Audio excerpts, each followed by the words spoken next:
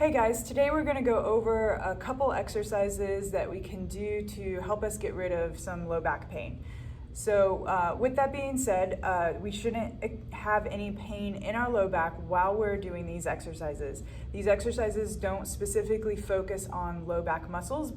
They focus on the supporting muscles that'll help kind of take that pressure off of the low back. So these exercises are more ab and glute exercises that you can do to strengthen those areas to take the pressure off of that low back. If you're experiencing pain during these exercises, do not do them. And as always, it is best to talk to your movement specialist or your doctor if you're having low back pain about what is safe to do. All right, so for this first one, it's called dead bug. So we're going to get on our back. And for this, what I typically do is I kind of rock a little bit and find where my pelvis feels the most comfortable. So I don't really want to be extended to where I have my hand through here. And so for me, pushing more into the ground a little bit feels better on my back. We're going to brace our core. So think of somebody gonna punch you in the stomach, and you wanna kind of widen through the sides right there. And then once that's braced, we'll go ahead and lift. So we're in a 90-degree position, and then arms come up. So what we're gonna do is we're gonna alternate opposite leg, opposite arm, and we should be feeling it right about here in our core. So if this is very difficult for you to maintain, so what we're trying to do is not move this. We don't want it to come up into that arch, and we don't want to rock every time we're doing this. This stays tight the whole time. It does not move. If this opposite arm, opposite leg is too hard, take out the arms and just try the legs. If that's too hard, what we can do is have our legs on the ground. We're keeping this tight. We're gonna slide out a heel one at a time and slide it back in, keeping this nice and tight, not moving. Now, if this opposite arm, opposite leg felt easy, then we can add a little bit of resistance by taking a band, and you're gonna pull it apart as hard as you can. You can also do this with a towel. So what this does is it just engages the core a little bit more.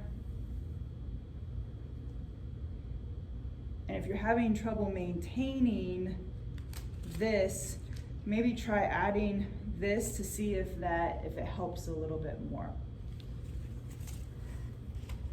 All right, so for our next exercise, it's gonna be a side plank. So to get in that position, we want our elbow and our shoulder stacked. We want them on top of each other. I always start in I call it a mountain position, so my ankle is kind of in line with my glute.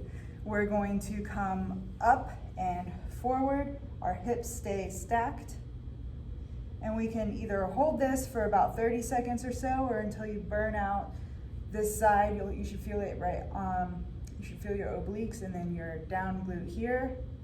Or we can tap it out. Now, this is the modded form. To make it more difficult, we're just going to extend both legs. So you can have one knee down and just extend one leg. You can extend both legs. Just make sure your hips stay stacked and we're not rolling one way or the other. And then if you need to add a little bit more, you can take that leg up and work the top glute. So for this, we want to make sure we hit both sides. So make sure you hit the other side for the same amount of time or the same amount of reps that you do for that. Again, we shouldn't be feeling it in the back stays neutral. That's why we do not bend and we keep our hips stacked. For that third exercise, it's going to be a glute bridge. So If you don't have a band, you can just do a bridge, or if you have weight, you can put weight on your hips. However, if it hurts your back, take the weight off. So what we want to do with a glute bridge, again, find that neutral pelvis. When we come up, our torso and our hips, they're a plank. So we don't want to come up and then we're not extending here, because that will cause more low back pain. And when we come down, we're not just dropping our butt and keeping our back arched. So everything stays tight. We lift just by squeezing. Make sure we're not going that extra. Just stay neutral. And then the whole torso comes down with your glutes. So that is what we want. And if you do have a band, you can just add that, come up into your glute bridge, and then you're just going to pull the band as far apart as you can, down.